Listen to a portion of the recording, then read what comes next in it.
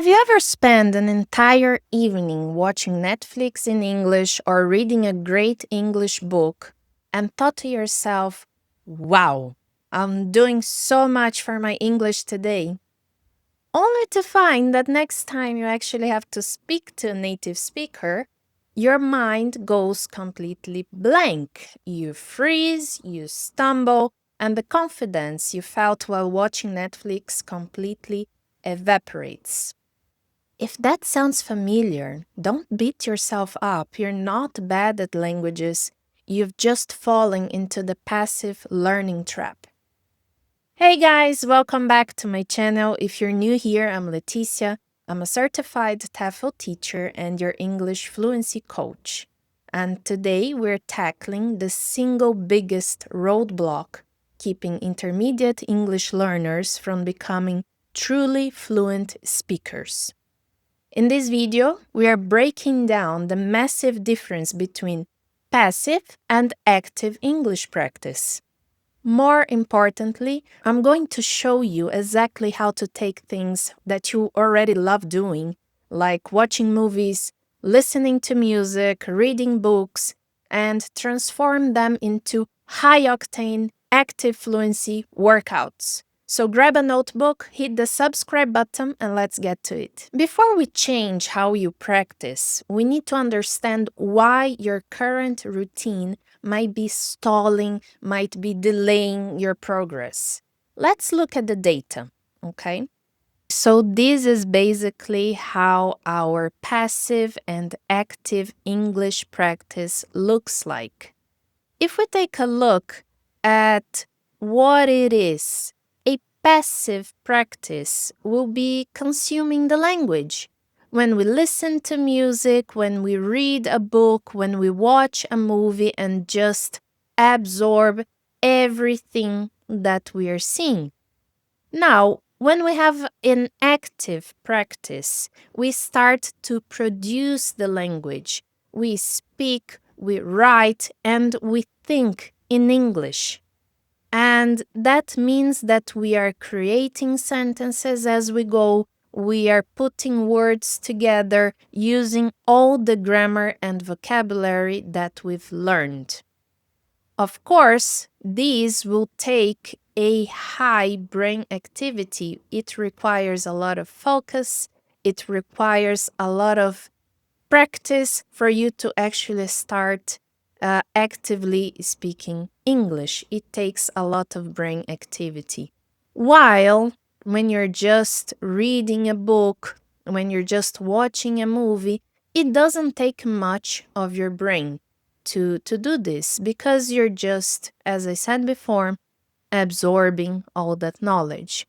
Now, when we are reading a book, and that's the biggest difference between the two, our brain is just recognizing what is reading. Maybe we're learning a new word here and there, but it is mostly recognizing. You read a book and you see, oh, I understand that word. Now, that's completely different from a retrieval action, which means that you actually want to know what that word means. How do I say it? How do I pronounce this word? How can I use it in a sentence? How can I apply it to my everyday life? And of course, the results of both of these techniques are very, very different.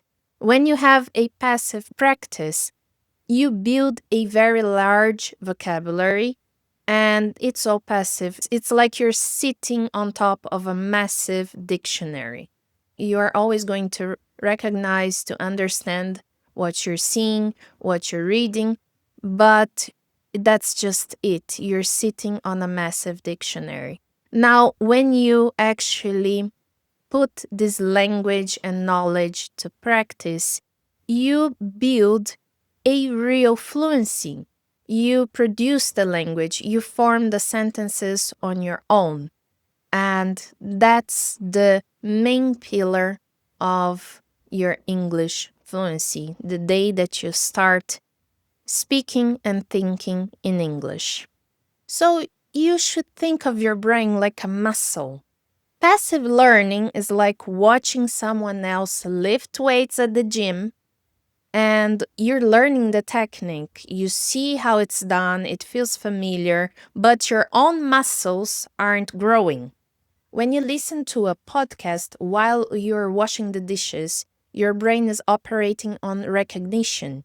You understand the words being said, your brain tricks you into thinking, great, I know English, and you do know English. But recognition is not the same as retrieval.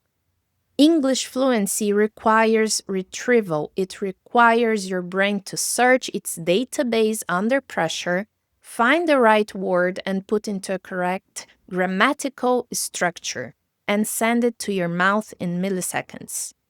You start to truly think in English. And that's the golden rule of fluency. If you only practice input, you will only ever be good at understanding. If you want to be good at speaking, you actually must practice output. So let's start with the movie method, which is from Netflix and chill to Netflix and fluency. Let's start with everyone's favorite, watching movies and TV shows. Most students watch an episode of Friends or Stranger Things with English subtitles on, and they read the subtitles, understand the plot, and call it a day. That is 90% passive. Here's how we can flip the switch and make it 100% active using the 3-step mirroring or shadowing technique. So, first, the 10-second pause and mimic. Of course, you don't need to mimic and shadow a whole 2-hour movie like this, because if you do it, you will burn out.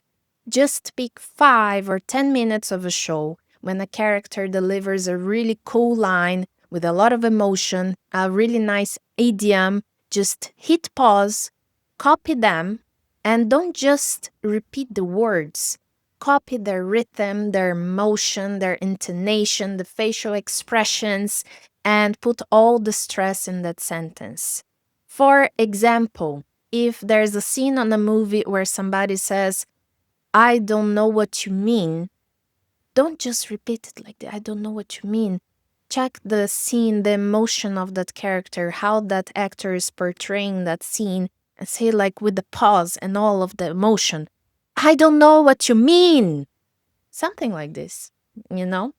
So you can do that. You can hit pause, come back, repeat the scene out loud with a lot of emotion. And you can also do the no subtitle rewind, which is to watch a 2-minute scene with subtitles, turn the subtitles off, rewind, watch it again, and try to write down exactly what they said on a piece of paper. This forces your brain to decode the connected speech and native reductions. For example, going to becomes gonna, want to becomes wanna, and so on. Another cool technique to use during movies is the character summary. Once the scene is over, grab your phone, open the voice recorder app, and talk to yourself for 60 seconds. Summarize what just happened with your own words. For example, okay, so Chandler just found out that Joey lost his keys, and now they are locked out of the apartment. Boom! You just turned a lazy Netflix session into a pronunciation, listening, and speaking and writing exercise. Congratulations! Music is another great tool for us to practice our English actively. Music is incredible for pronunciation because English is a stress-timed language. We have rhythm, we have beat, but listening to your favorite English pop song in the car while humming along to the melody, that's super passive. Here's how you can make your music the ultimate vocabulary and pronunciation coach using the lyric breakdown. Step 1, the gapped listening test. Go to a website like Lyrics Training or just find the lyrics online. And you can copy and paste them into a document. Delete 10 random words, print it out, and try to fill in the blanks while listening. This trains your ears to catch those sneaky, fast English vowels. Step 2, the idiom hunt. Pop songs are packed with slangs, phrasal verbs, and idioms that native speakers actually use. Don't just let them slide past your ears. When you hear a phrase that sounds weird grammatically, like he really let me down, look it up. Write down the phrasal verb to let someone down. Look for it. Let me give you a hint. It means to disappoint someone. Step 3. Create your own context. This is where the magic actually happens. Don't just memorize the definition. Write 3 sentences about your own life using that new phrase. For example, I was really worried I would let my boss down during the presentation yesterday. By connecting the lyric to your actual life, you move that vocabulary from your passive memory bank into your active speaking reserve. And now we are going to talk about the reading method. Reading is a wonderful activity to build your vocabulary, but let's be honest, how many times have you read the whole page in an English book, got to the bottom, and realized you have absolutely no idea what you just read? Your eyes are moving, but your brain is thinking about what you're going to eat for dinner. That is the danger of passive reading. To make reading active, you need to start doing active annotations and retelling. First thing you need to do is to interrogate the text. Never read an English book without a pen or a digital marker in your hand. Treat the book like a conversation. Circle the words that surprise you. Underline cool sentences, cool structures, idioms. Write questions or thoughts in the margins. If a character does something crazy, literally write, "Why did he do that?" in the margin of the book, in English, of course. Second thing you can do while reading books in English is the page flip summary. Every time you finish a single chapter or even a page if you're a beginner, close the book. Look at the wall and explain what you just read out loud in 3 sentences. For example, okay, so the main character just arrived in London. She's feeling super overwhelmed because the city is huge and she can't find her hotel. If you can't summarize it out loud, you didn't actually process the language. This exercise forces you to practice paraphrasing, which is one of the most vital sub-skills of fluency. Now, the 80-20 rule and your action plan for the future. Look, I want to be realistic with you. You do not have to make every single second of your English exposure active. That would be really exhausting. It is completely okay to sometimes just watch a movie and relax. But if you want to see your fluency skyrocket, you need to apply the 80-20 rule. You spend 80% of your time enjoying English passively, but dedicate at least 20% of your time to these active strategies. Instead of watching a movie for 60 minutes, watch it 50 minutes passively and spend 10 minutes doing a mirroring technique. Simple as that. Also, instead of reading for 1 hour, read for 45 minutes and spend 15 minutes summarizing it out loud.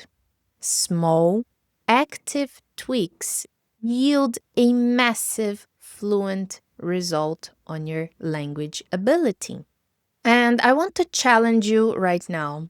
Don't let this video be another piece of passive content that you will consume today and then forget about. Let's make this video active. Down in the comments below, I want you to tell me one active strategy from this video that you're going to try today. Are you going to mirror Netflix? Are you going to summarize a book page? Let me know and I'll jump into the comments to give you some feedback.